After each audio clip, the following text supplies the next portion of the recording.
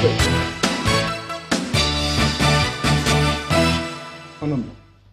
right, welcome back. We've got Mr. Roman Oseghale, who is a business survey analyst. Thank you for coming on again today. Now we're turning attention to Nigeria's economic model, the poverty index, and where we are, what we need to do. You've dug into all of this, and I see you make reference to the ease of doing business. But at the moment, there were some impressive results, which the government talked about. Does it mean that those results didn't count for nothing from what you found? Well, if I were to start from, well, first of all, let me say thank you for having me. But if I were to start from the economic model of a country, basically I would say our economic model is wrong. Why? Because our economic model does not create wealth. It creates poverty. It reinforces poverty. Why? Because if you look at the poverty from 1981 to date, it's been increasing. Now, you've had recessions, you've had economic growth, yet none of those growth affected the populace in any way positively, right? It has always been a negative effect. So if you have an economic recession that creates poverty, and you also have an economic growth that creates poverty, that means you're doing something wrong. And what are you doing wrong? So those are the things that we need to sit down and really pinpoint and say, look, what are we doing wrong as a nation so that we can come up with the right model and then rectify those things and be able to create an economy that will be inclusive. And when I say inclusive, I mean that will impact the populace in a positive way. So what you're saying is that all of those intervention funds, programs and projects of the government notwithstanding, if we do not have it right at the foundational basis, as the results you've seen are saying, it means that we need to go back to the basics. Exactly. Now, I'll give you, if we can go to, if they've loaded the slides, let's go to slide 2. I'll explain. Between 1981, what we found out through data, right? And I must say this, I think we lack what is called data analytics in this country. Because normally you look at data, you look at trends, you look at how things are going, and then you are able to present those to policymakers, right, to be able to make the right policies. But that is not being done. And that is what we've been doing to be able to create an awareness that something is actually wrong in the economy, which nobody is looking at. If we can go to slide 2, please. If they've loaded the slides. And then we can see the evidence of what we've been doing all along.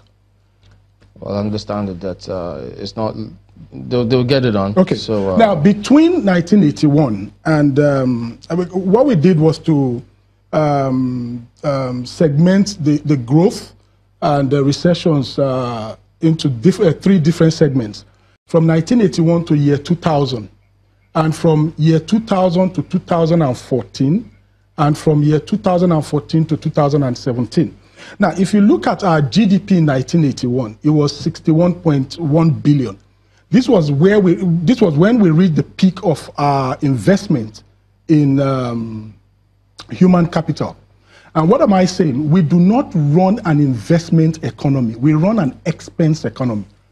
Your investments create wealth for you, not your expense, right? Now, between 1981 and year 2000, we recorded a GDP of 61.1 billion in 1981. By year 2000, it was 46.4. Now, between that 1981 and year 2000, we had a massive recession that the GDP got to its lowest in 1985 of 28.9 before it started climbing again, and then got back to 46.4 billion in year 2000. So in 19 years, right, our GDP was below what it was in 1981. But guess what? Between that same period, right, population in poverty in 1981 was 35.6 million people.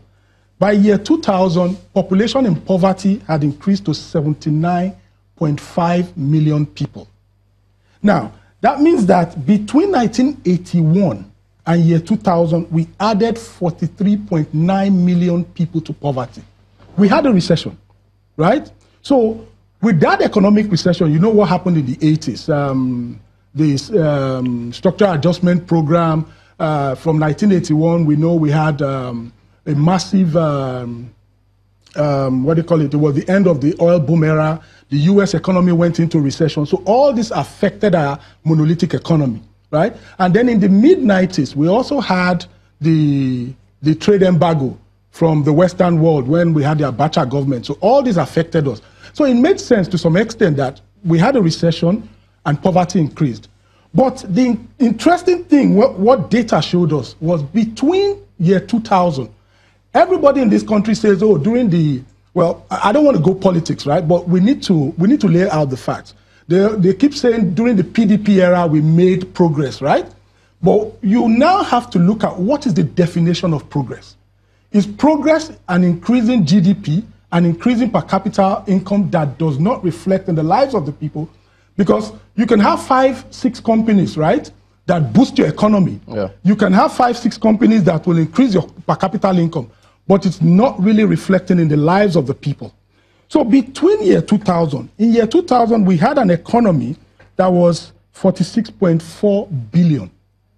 By 2014, our economy had increased to 568.5 billion. Right. We'll go to break. We'll come back and then take a look at some of those slides and a lot more in a moment. Don't go away.